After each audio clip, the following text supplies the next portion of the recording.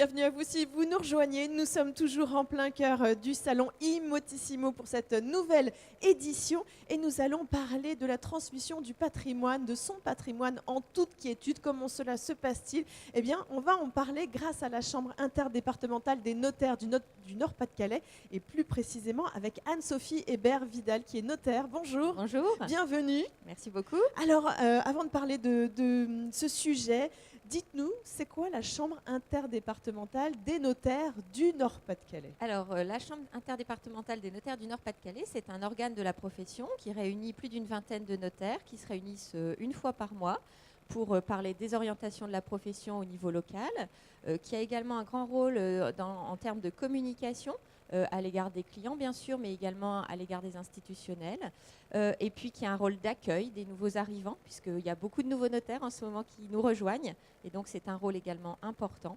Et puis enfin, c'est un rôle éventuellement disciplinaire, heureusement qui n'a pas à être mis en œuvre trop souvent, mais il faut savoir que la Chambre des notaires a également ce rôle. Voilà, tout à fait. D'accord. Quelles sont les différentes missions des notaires dans le domaine de l'immobilier? Alors, c'est vraiment notre cœur de métier, l'immobilier, hein. Donc, bien entendu, on a un rôle dans le cadre des transactions, c'est-à-dire au moment où la vente se fait, hein, puisque les notaires sont les seuls à pouvoir publier les actes aux hypothèques. Hein. C'est important, c'est le fichier immobilier qui permet de suivre les droits de propriété au fil du temps. Mais évidemment, les notaires peuvent également intervenir en amont, et c'est un rôle qui nous tient beaucoup à cœur, dans le cadre de la négociation immobilière. Hein, c'est-à-dire qu'au moment où vous envisagez soit de mettre en vente votre maison, soit éventuellement d'en acheter une, vous pouvez aller voir votre notaire qui a un certain nombre de biens, entre guillemets en catalogue, pour vous permettre de trouver ce bien. Et c'est une mission que nous trouvons importante également parce qu'elle est finalement assez peu connue de nos clients. Mais c'est aussi la possibilité pour nous de voir très en amont toutes les éventuelles difficultés qui pourraient se poser dans un dossier, parce qu'aujourd'hui, il n'y a plus de dossier simple, et à chaque dossier, on trouve toujours des petites choses. Alors, plus on va les régler en amont, mieux c'est. Et il est toujours important que vendeurs et acquéreurs soient d'accord avant même le compromis sur l'ensemble des conditions, qu'on ne se retrouve pas à découvrir des choses un peu tardivement, ce qui malheureusement nous arrive régulièrement dans les dossiers. Donc, il y a beaucoup de missions du notaire, et notamment dans l'immobilier, puisque vous le disiez, c'est votre cœur de métier.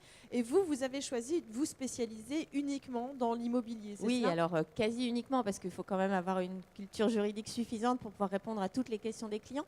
Mais c'est vrai que moi, peut-être un petit peu par hasard au départ, et puis finalement vraiment par goût maintenant, je pratique principalement l'immobilier, que ce soit l'immobilier des particuliers, des promoteurs, l'immobilier commercial ou l'immobilier des entreprises. Et comment va l'immobilier dans le Nord-Pas-de-Calais? Écoutez, l'immobilier se porte plutôt bien. Hein. C'est vrai qu'aujourd'hui, on a pas mal de transactions.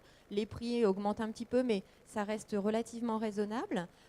Par contre, c'est vrai qu'aujourd'hui, on a l'impression qu'il y a, en tout cas entre particuliers, pas énormément de biens sur le marché.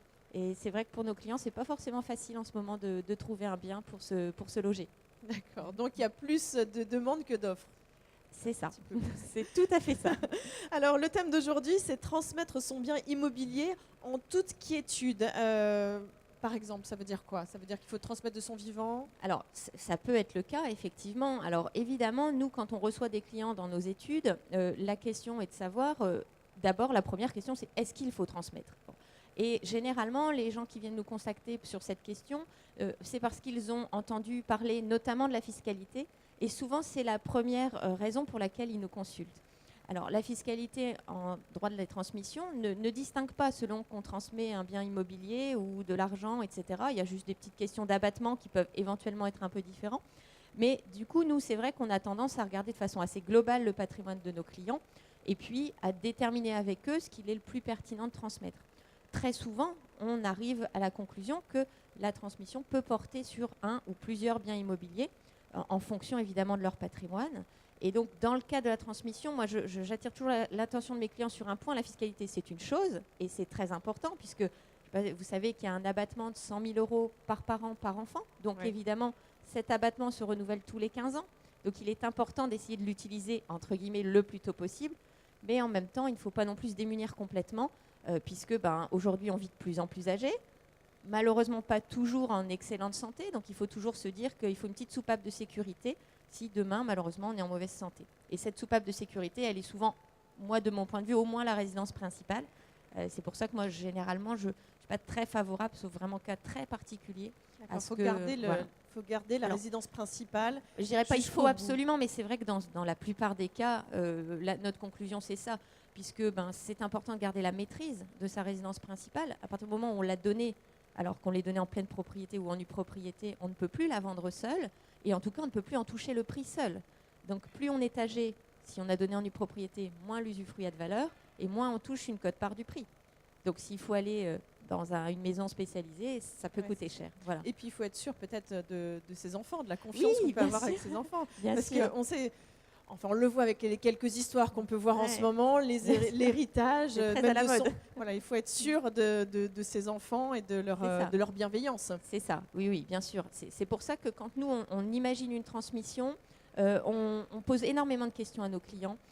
Quel est l'objectif? Si l'objectif est uniquement fiscal, est-ce que vraiment, voilà. Et puis, dans quelle mesure on peut donner? Voilà, il faut tout. C'est important de donner, c'est important de transmettre, c'est très pertinent d'utiliser plusieurs fois les abattements, mais il ne faut pas non plus entre guillemets se retrouver tout nu et ne plus rien avoir le moment où on en a besoin. Oui, parce qu'à ce moment, bizarre quand même. Oui, je pense que ça ne doit pas être très agréable. Heureusement, ça n'arrive pas trop souvent. Oui. Et puis les parents, bien entendu, les enfants, pardon, bien sûr, un droit de secours à l'égard de leurs parents. Donc, si on donne tout à ses enfants pour que finalement, ensuite, derrière, on soit obligé d'aller leur demander un coup de main pour payer l'EHPAD, c'est pas très agréable. Il n'y a pas de sens. De mon point de vue, il n'y en a pas. Quels sont les avantages de la transmission de son vivant? Alors, le gros avantage, donc on vient de parler de la possibilité d'utiliser plusieurs fois les abattements. Donc ça, c'est un point très important. Donc rappelez-le, c'est tous les 100 000 euros, tous les 100 000 euros par parent, par enfant, qui se renouvellent tous les 15 ans. Tous les 15 ans. Voilà. Donc ça, c'est vraiment très important. Après, les autres avantages, c'est qu'on peut tout à fait transmettre en conservant quand même les revenus des biens. Je prends un exemple, vous avez un appartement qui est à usage locatif et cet appartement, vous décidez de le donner à vos enfants. Il est évident que si vous le donnez en pleine propriété, vous vous en dessaisissez définitivement et vos enfants touchent l'ensemble des loyers. Il y a une possibilité. Sauf un accord qu'on peut faire une ensemble. Possibilité tout à fait de donner simplement en nue propriété. Ça veut dire que vous conservez en tant que donateur l'usufruit. L'usufruit, c'est la jouissance des biens, c'est la possibilité d'occuper. Alors gratuitement, par exemple, si on parle de la résidence principale, ce serait quand même un petit peu embêtant que les enfants puissent vous demander une indemnité d'occupation. Oui, donc, embêtant, c'est le terme. Voilà, c'est ça. C'est pour parler poliment, comme un notaire. Donc en fait, quand vous conservez l'usufruit, vous pouvez occuper gratuitement, mais vous pouvez aussi toucher les loyers. Ce qui peut faire un complément de revenu à la retraite, c'est-à-dire que vous conservez finalement les mêmes revenus qu'avant la donation. Et le foncier, par contre, il est payé par en général, très souvent, les donateurs conviennent, parce que très souvent, l'idée, c'est de faire un geste à l'égard des enfants sans forcément leur mettre une charge en face, puisque par définition, ils n'auront pas de revenus liés à ce bien. Donc très souvent, ce que les clients conviennent, mais on peut convenir d'autre chose, c'est que les charges resteront à la charge de l'usufruitier. C'est-à-dire qu'il a le revenu, mais il a aussi la charge. Alors après, la question se pose sur les gros travaux. Est-ce que si on refait la toiture de la copropriété, c'est le nu propriétaire ou l'usufruitier qui paie? Tout ça, c'est défini avec le notaire. Exactement. C'est-à-dire que vraiment, la donation doit être un acte sur mesure. Et c'est vraiment pour ça qu'on pose beaucoup de questions. Notamment, par exemple, est-ce qu'il est important que le donateur conserve un revenu? Parce que si la réponse est oui, il est évident qu'il ne faut pas se dessaisir de l'usufruit. Et puis ça aussi, la donation en nue propriété usufruit a un gros intérêt aussi. Alors là, on revient sur la fiscalité.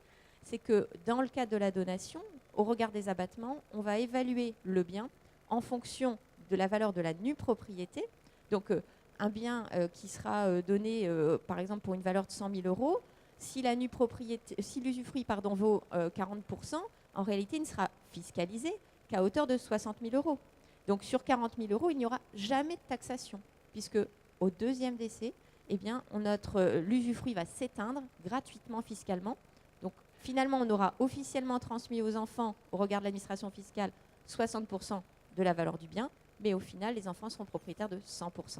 D'accord, d'où l'intérêt effectivement de se poser la question si c'est intéressant ou pas, donc de voir avec vous, de voir avec son notaire l'avantage de la transmission de son bien immobilier. C'est fondamental.